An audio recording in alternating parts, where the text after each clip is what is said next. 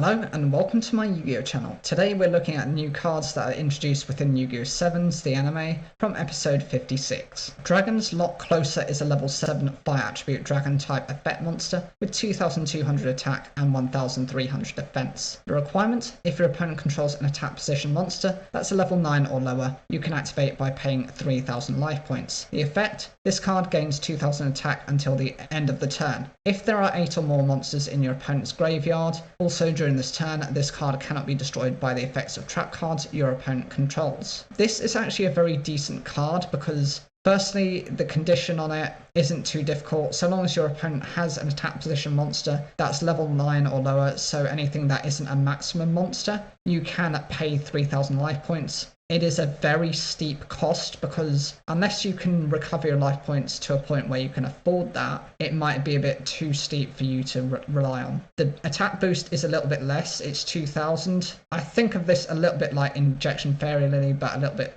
weaker, just because with Injection Fairy Lily you pay 2000 life points for her to gain 3000 attack. But from a baseline, that starts off with 400 attack. This has a baseline stat of 2200, so even if you take those costs into account, this becomes a 4200 attack monster. It also benefits if your opponent has 8 or more monsters in their graveyard, because it does have that level of trap immunity. My own concern is for your opponent to get 8 monsters into the graveyard, it might take a few turns before you're able to realise this effect. You might draw into this card and it might be a bit bricky for the time being. A Musey Cheer is a normal spell card with the requirement: if you control a face-up monster that's a psychic type, you can pay 800 life points to activate. The effect: all face-up monsters your opponent controls lose 300 attack until the end of the turn. I think this is a bit of a steep cost, 800 life points. I know there are lots of cards out there that do the same type of thing where you have to pay 800 life points. Traditionally that is an effect that psychic type monsters, even within the original series of Yu-Gi-Oh! 5Ds, had to have, but in contrast the effect is so minimal. It's only 300 attack point reduction on all of your opponent's face-up monsters, and they have to be face-up. So firstly, it's not going to affect any of them that are in defense mode unless you can swap those monsters into attack position, because it only lasts until the end of the turn. It's not a permanent effect. The other thing is they have to be face-up, so if they're set face down,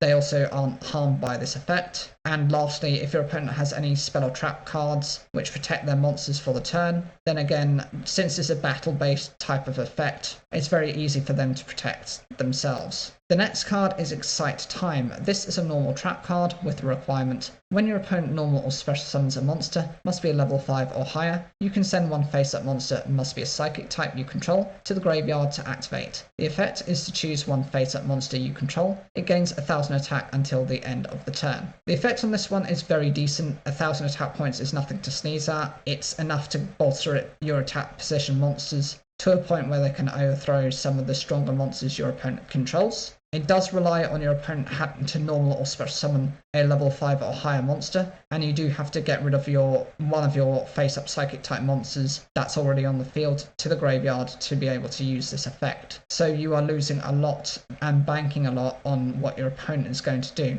This has to trigger in response to your opponent normal or special summoning a monster, whereas if this had been during a battle phase, this might have been more consistent because that way it would be a surprise. If your monsters are gaining attack points, your opponent isn't going to go into those monsters unless they've got their own versions of these cards. Gagaga Outfielder is a level 4 fire attribute warrior type normal monster with 1200 attack and 400 defense. It's got no effects, but what I find quite unusual about it is it's making a reference point to Yu-Gi-Oh! Zeal. The Gagaga monsters, more specifically this one, was actually seen within Yu-Gi-Oh! Zeal. I think this was during the duel tournament where he was facing off against this kid, this English player called Striker, and he played a field spell which made all of the monsters on the field look and dress like football players. And actually, Gagaga Magician ended up being dressed very much like an outfielder. So there's that reference to it. There's also Zubababa Bata, which is a level 4 fire attribute warrior type normal monster. That's got 1500 attack and 400 defense. I would argue it's very similar, but in this case it's a baseball theme. There isn't really any difference, but Yuma didn't face anyone who was a baseball player, at least not to what I remember. If anyone does, please put those down in the comments. but it's very sports themed. For 1500 attack, that tends to be the limit on level 4 monsters, and is quite usable for the time being. Achacha Catcher is a level 4 fire attribute warrior type normal monster with 1400 attack and 400 defense. Again, it's referencing sports themes for whatever reason, and this is another thing that he liked to use. He used Achacha as part of a sub-archetype. Jersey number 39 Junior Baseball King Home is a level 8 fire attribute warrior type effect monster with 2500 attack and 2000 defense. The requirement: if Hot-Blooded Spirit Stadium is face up on the field, you can send 2 face-up monsters level 4 fire attributes you control to the graveyard to activate this effect. And the effect: this card gains 2500 attack until the end of the turn,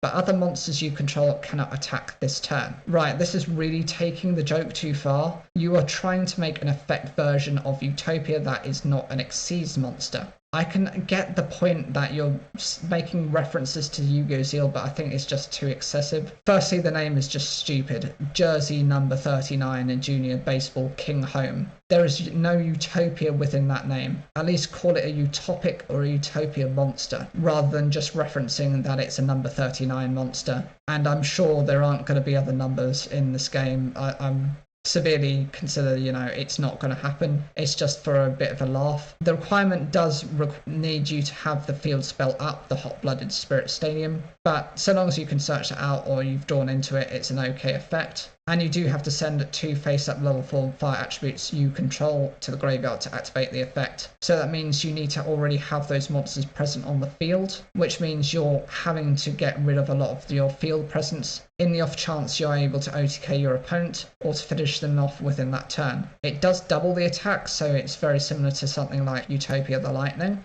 or even within the Utopia's effect itself, where it negates its effect, and then you have double or nothing where it can attack again and double its attack. It pretty much does the same type of thing, but it limits itself to only being the monster that can attack for the turn. It does mention here as part of the notes that they did consider Little League Lord, but it's been pointed out that there's a one-piece joke, so King has been used instead. The home here could be home field advantage, but it's more likely considering the effect referencing home run. Hot-Blooded Spirit Stadium is a field spell card with no requirements. The effect: while this face-up card is in the field zone, face-up monsters that are fire attribute you control gain 400 attack during your turn. Face-up monsters that are fire attribute your opponent controls gain 400 attack during your opponent's turn. This card can be a double-edged sword depending on what your opponent is playing. If they're playing fire attribute monsters, then you and your opponent are gaining the fire attribute boost, because during your turn you gain the attack points, during your opponent's turn they gain the attack points, which means at one point you are at the advantage and at another point your opponent's at the advantage.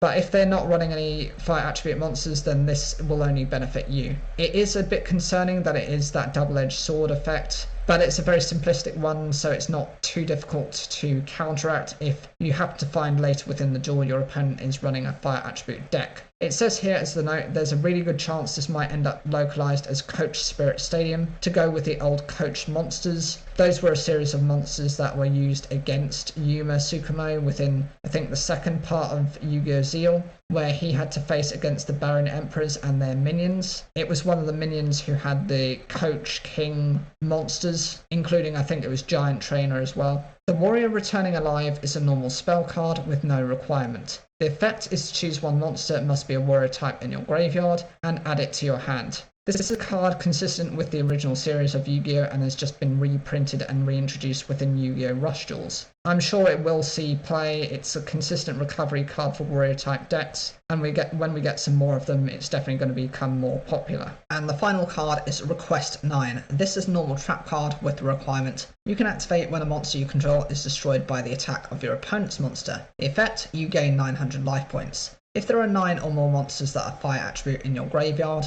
you can also choose one Jersey number 39 Junior Baseball King Home in your graveyard and special summon it to your side of the field face up. I don't know whether there's any relevance to the number 9 within baseball. I'm sure there is. If there is, please put those in the comments down below. The activation requirement of this is just if a monster gets destroyed by the attack of an opponent. That's an okay effect. It's not difficult to achieve. You gain 900 life points, it's not a big amount, but it does provide you with something, I suppose. And then if you happen to have 9 or more fire attributes in your graveyard, you're then able to special summon one of those number 39 Jersey monsters from your graveyard to your side of the field. It's fine, but it does rely on you having 9 monsters at least that are fire attribute in the graveyard. It's going to be difficult to set up, and you also have to set up your Jersey number 39 in the graveyard to be able to revive it from there. Overall, these cards are very bizarre, and I don't know why they're taking references so heavily from Yu-Gi-Oh! Zeal.